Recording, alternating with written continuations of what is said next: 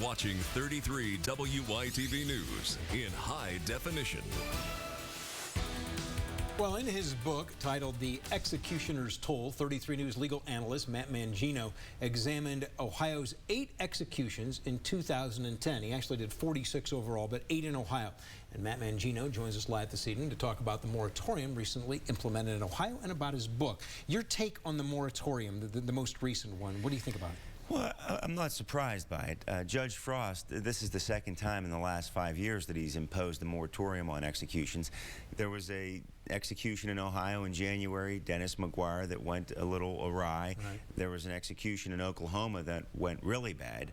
Clayton Lockett, who in the midst of his execution, it was stopped, but he died later of a heart attack. So there's no question that there's some scrutiny with regard to lethal injection in Ohio and across the country. It was a good thing for a moratorium, at least 2.5 months, no big deal? Well, I think because of the circumstances, because Ohio had a bad execution and there's another bad execution in Oklahoma, I think you should stop and you should take a look at it. Now, your book, it's interesting. You follow 46 people through the executioning process. Talk about the book a little bit. What exactly do you do with it? Well, what I did was, when people look at the death penalty and they talk about it and they research it, sometimes they take it from a certain perspective, whether they're opposed to the death penalty or they support the death penalty. Right. What I wanted to do was look at 1 year from beginning to end and all the executions in that year, look at the trials, look at the appeals, look at everything right up to the last mill, and really give readers an opportunity to decide for themselves whether they support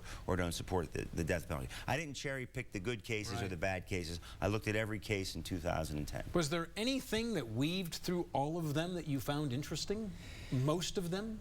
Well, you know, what's interesting is you get the perspective. You don't get necessarily just the news report. Well, you know, this was someone with a mental disability who's being executed, or this is someone with mental illness, or this is someone with a case that isn't bad.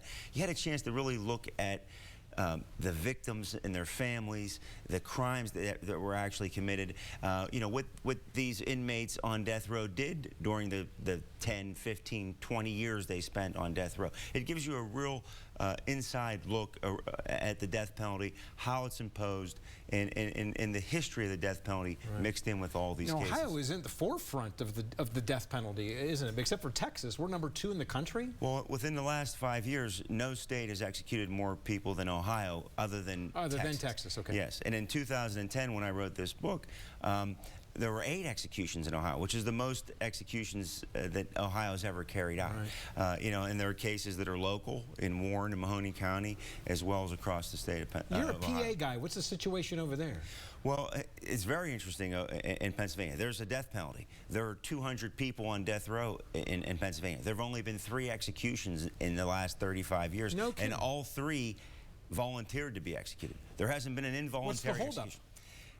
Well, some blame it on the appellate courts. The federal circuit courts in Pennsylvania have been very reluctant to put a final stamp on executions. Well, Matt Mangino, thanks for coming in. Good insight, and good luck with the book, Executioner's Toll, 2010, by Matt Mangino.